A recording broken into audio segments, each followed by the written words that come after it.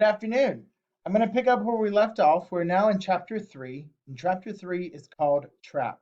If you remember at the end of chapter 2, Ralph was on the motorcycle and something scared him. He heard the ding of the phone ring and he wasn't paying attention, and him and the motorcycle fell off of the table and into the wastebasket. And remember, he had said before when stuff went into the wastebasket, he couldn't get it, so he is stuck in the basket, the little trash can in their hotel room. So that's where we're at. I'm going to start with chapter 3 called Trapped.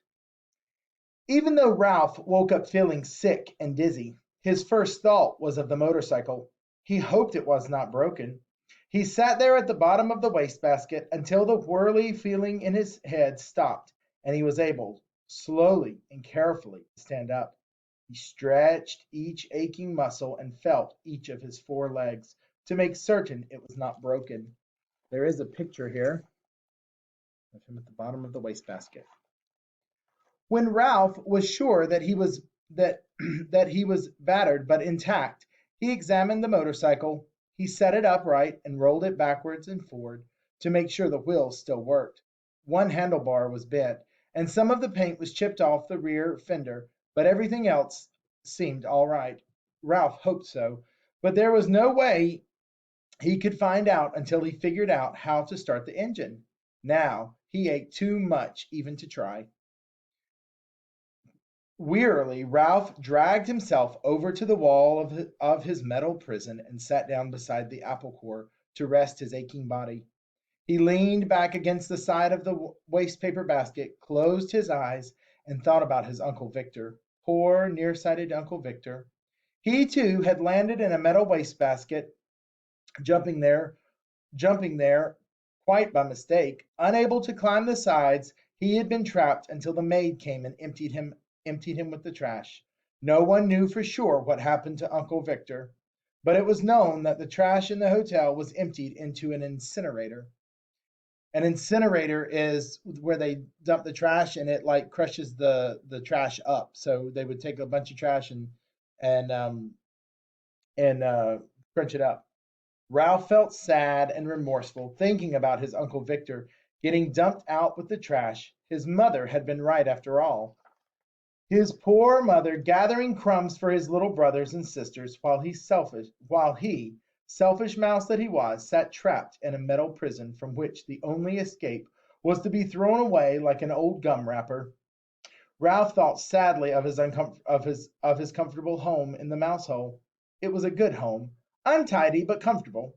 The children who stayed in room 215 usually left a good supply of crumbs behind, and was always water from the shirts hung to drip dry beside the wash basin. It should have been enough. He should have been content to stay home without venturing out into the world looking for speed and excitement. Sounds like he's feeling kind of guilty now. Outside in the hall, Ralph heard footsteps and Matt, the bellboy, saying, "These new people in 215 and 216, somehow they got the idea there are mice in the hotel. I just opened the window and told them the management wouldn't stand for it." Ralph heard a delighted laugh from a second floor maid, a college girl who was working for the summer season. "Mice are adorable, but just the same, I hope I never find any in my rooms. I'm afraid of them," she said. There were two kinds of employees at the Mountain View Inn: the regulars, none of them young, and the summer help, who were college students working during the tourist season. "If you don't like mice, you better stay away from that knot hole under the window in room 215," advised Matt. So it sounds like Matt knows that there are some mice around there. The sound of voices so close made Ralph more eager than ever to escape. "No!" he shouted, his voice echoing in the metal chamber. "I won't have it. I'm too young to be dumped out with the trash."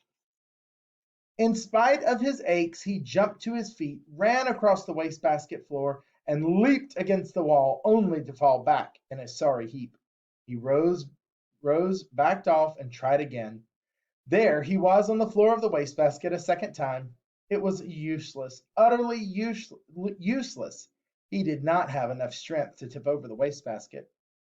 Ralph was not a mouse to give up easily. He considered his problem a moment before he rolled the motorcycle over to the wall of the wastebasket. Then he seized the apple core by the stem and dragged it over to the motorcycle. By putting his shoulder under the stem, he managed to raise the core until it was standing on its blossom end.